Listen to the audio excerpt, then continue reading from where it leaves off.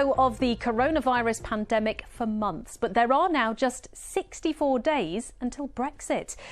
The transition period ends 9 weeks tomorrow and there is still no formal trade agreement. For some of the region's companies, it is now causing real concern, not only about how they'll do business in Europe, but also what it means for their EU employees.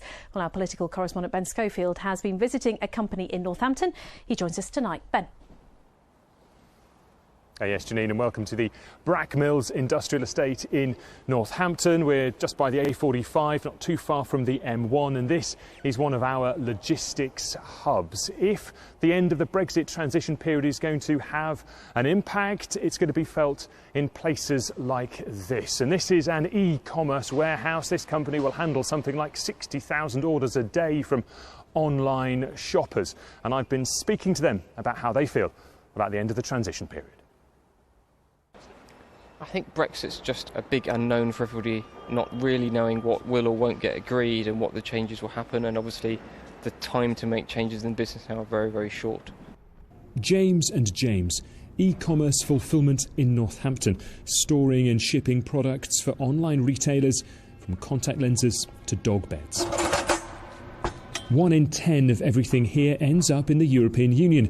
With a trade deal in doubt, there's uncertainty over demand from across the Channel, and that isn't the only unknown.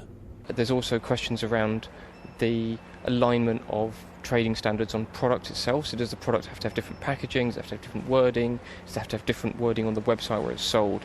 And that just adds a lot of extra red tape and cost to retailers that are already struggling to cope with the demand and changes of COVID on e-commerce.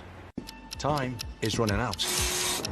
This, the recent message from government, just over 2 months to go until new rules come in, encouraging firms to check and act now. New rules on 1st of January. Along with trade, recruitment also a concern. At James and James, they take on 50% more staff for the Christmas peak, 3/4 of their temporary workers from Europe. To fill our roles in peak next year, I think we will have to think very differently about where we get our labour from, where we advertise, the nature of the workforce. Are they our permanent employees?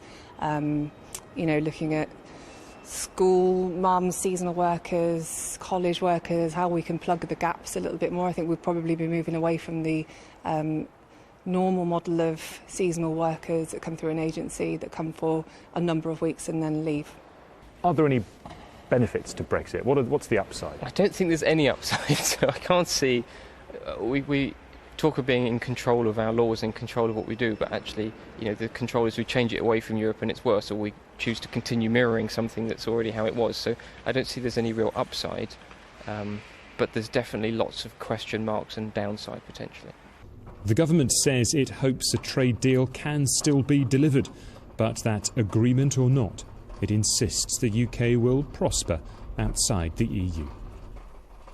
Well, the thoughts there of one company here in Northampton.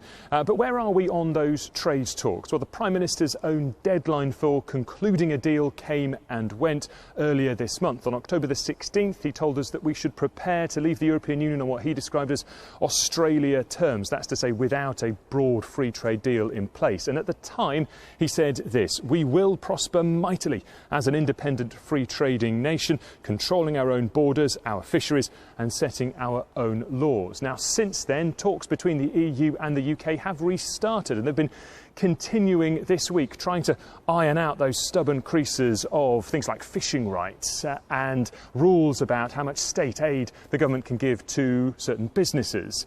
But however long those talks continue, so does the uncertainty for business. The message from government is now to prepare, but prepare for what? We still don't know exactly what that is. Janine.